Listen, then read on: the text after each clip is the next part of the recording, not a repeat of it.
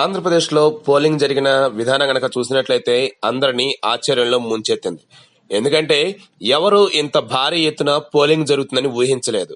అసలు ఆంధ్రప్రదేశ్ ఓటర్లు ఏ పార్టీకి పట్టం కట్టారు, ఎవరి పరిపాలన కావాలని కోరుకుంటున్నారు, అనూహ్యంగా ఇంత భారీగా పోలింగ్ పర్సంటేజ్ నమోదవటం దేనికి సొబసూచిక అన్నది ఇప్పుడు అందరికీ ఒక అయోమయానికి గురి చేస్తుంది. అదేవిధంగా ఒకంత పాజిటివ్ గా కూడా ఆలోచించేలా చేస్తూ ఉంది.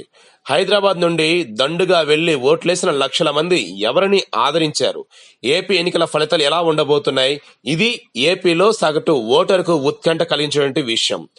ఆంధ్రప్రదేశ్ సాధారణ ఎన్నికల్లో ఓటింగ్ రికార్డు స్థాయిలో నమోదైంది. ఇది ఒక స్వాగతించదగ్గ పరిణామంగా రాజకీయ విశ్లేషకులు అంతా భావిస్తున్నప్పటికీ ఇంత పెద్ద ఎత్తున పోలింగ్ నమోదు మాత్రం ఎవరు ఊహించలేదంటున్నారు. అర్ధరాత్రి వరకు కూడా కొనసాగిన పోలింగ్ లో ఓటర్లు చాలా సహనంతో తమ ఓటు హక్కు వినియోగించుకున్నారు. ఇంత భారీగా ఓటర్లు ఓటు హక్కు వినియోగించుకుంటారని ఏ రాజకీయ పార్టీలు ముందుగా అంచనా వేయలేదు.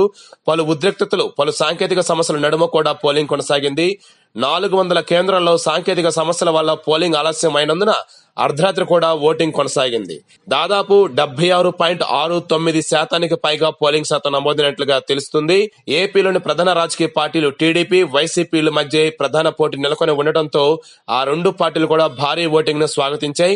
ఓటింగ్ శాతం భారీగా పెరగడం ద్వారా తమకే అనుకూలంగా ఉండబోతుందని ఒక పార్టీని మించి మరొక పార్టీ చెప్పుకుంటూ ఉండగా టీడీపీ 130 స్థానాల విజయం సాధిస్తుందని చంద్రబాబు చెప్తుంటే ప్రమాణ స్వీకారం చేసేది తామేనని, వైసీపీ అధికారమని జగన్మోహన్ రెడ్డి ధీమా వ్యక్తం చేస్తూ ఉన్నారు. అంతేకాదు ప్రమాణ స్వీకారం చేసిన తేదీని దేవుడి నిర్ణయిస్తారని జగన్ ధీమాతో ఉన్నారు. ఇక రెండు పార్టీలు కూడా ఎవరి అంచనాలలో వారు ఉన్నారు, ఎవరి లెక్కలు వారు వేసుకుంటూ ఉన్నారు. మరి టీడీపీ అధినేత చంద్రబాబు నాయుడు కావచ్చు, వైఎస్ఆర్సీపీ అధ్యక్షుడు జగన్మోహన్ రెడ్డి కావచ్చు, ఆయా నియోజకవర్గాల్లో జరిగిన పోలింగ్ సరళిని బట్టి కనుక చూసినట్లయితే నియోజకవర్గాల వారీగా విజయావకాశాలు ఎలా ఉన్నాయి ఏంటి అన్నది కూడా ఆ నియోజకవర్గం ఉన్నటువంటి అభ్యర్థులను కావచ్చు, అదేవిధంగా అక్కడ స్థానికున్నటువంటి కొంతమంది నాయకులు కూడా కోరినట్టుగా తెలుస్తూ ఉంది. మే 23వ తేదీన వెలువడే ఫలితాలలో ఏ పార్టీకి ఓటర్లు మొగ్గు చూపారో తేలనుంది. అప్పటి వరకు ఆంధ్రప్రదేశ్ లోని పార్టీలు ఈ టెన్షన్ కొనసాగుతుంది. అయితే బయటకు మాత్రం విజయం మాదిరని చెప్తున్నప్పటికీ ఆయా పార్టీల అధినేతలు లోపల ఎంతో టెన్షన్ పడుతున్నారని అందరికీ తెలుస్తూ ఉంది.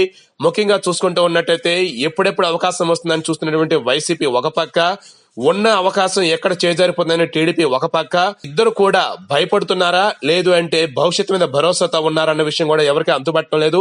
ముఖ్యంగా చూసుకుంటూ ఉన్నట్టయితే ఇప్పుడు ఆంధ్రప్రదేశ్ లో గెలుపు అటా ఇటా అన్న విధంగానే ఉంది తప్ప ఒకరికే అన్న విధంగా అయితే ఎవరికి కనిపించడం లేదన్నది స్పష్టమవుతూ ఉంది.